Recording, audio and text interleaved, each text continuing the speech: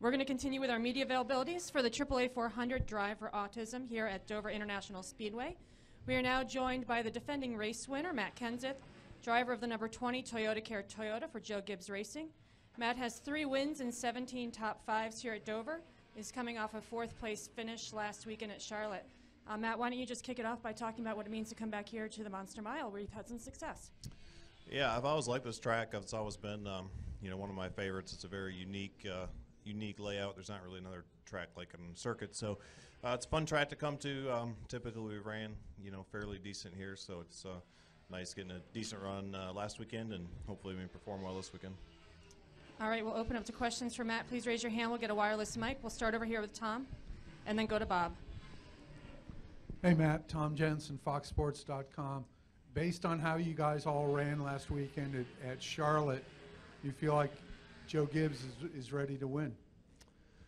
Well, I hope so. I mean, I think, especially Kyle's been in position to win a few races and it haven't worked out for him, but he's been in that spot, and obviously Martin's been real fast and has some wins. So, I hope so. I feel like, even though it doesn't seem like it, I feel like with this tire, and for whatever reason, Charlotte and Dover have been very similar lately as far as passing and track position and the way the tire acts and some of that stuff. So, hopefully we'll perform well this weekend and get qualified well this afternoon and be able to keep that track position and be able to get our car just a little bit better at the end, so we can, hopefully try to run for a win.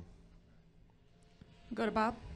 Bob Pockris, ESPN. Did you all land on something new in the last couple of weeks that have made you run better? I mean, do you guys have a good grasp of maybe where you can continue to build on?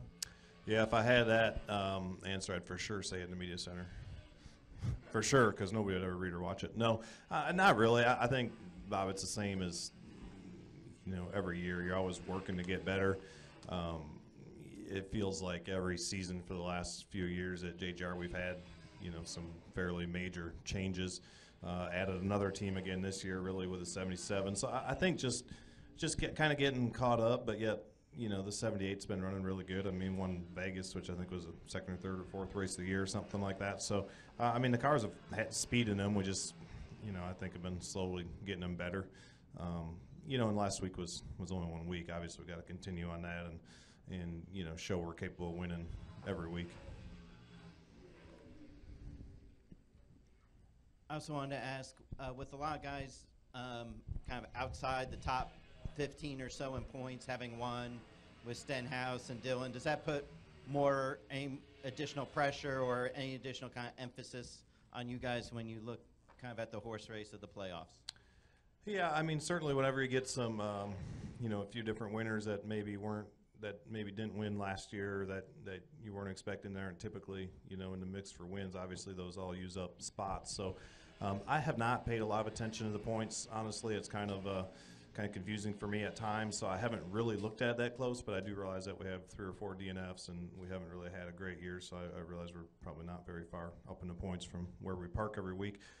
So we need that win. I mean, I feel like we have a great race team, and it hasn't been a great start to the season, and we're already in June. But yet, there's still a lot of time left to, if we have some runs like last week and can stay up front through all those stages and all those things to gain some points. But more importantly, hopefully get some wins, before September. We'll go to Dustin. Dustin Long, NBC Sports. Matt, what was just your assessment of the traction compound that was used last week for the first time on an asphalt track, and what are the lessons moving forward? Or is this something still to try at other tracks, or where do things go from here? Yeah, I don't know. I mean, that's a good question. It's hard for me to know what the track totally would have been like without any changes, because from what I understand, they sprayed the bottom before the All-Star race for some reason, and then sprayed the top before the 600. So I don't know. I did think that the track did widen out some. It seemed like the middle groove was the best groove most of the day. I kept my track position most of the day, so I never really got past a lot, and I really didn't pass a lot of cars. So it'd probably be a better question maybe for somebody like Denny, who finished well and had a speeding penalty and had to come from the back or something. So I just never really, it was one of those odd days for us where we actually kept our spot pretty much the whole day, and I really didn't do a lot of passing. So it's hard to say. I mean, I think it's good they're always looking for ways to you know, improve the passing. And for whatever reason, I just don't really know why, but Charlotte historically the last 3 or 4 years has just been the hardest track we go to pass on. This place in Charlotte, I don't know why that is, but you just get really aero tight there. It seems like no matter what they do with the aero package. So I think anything they can do to try to improve that and give you more options, you know, is always good. Do we have any additional questions for Matt? All right, Matt, thanks for joining us. Good luck this weekend.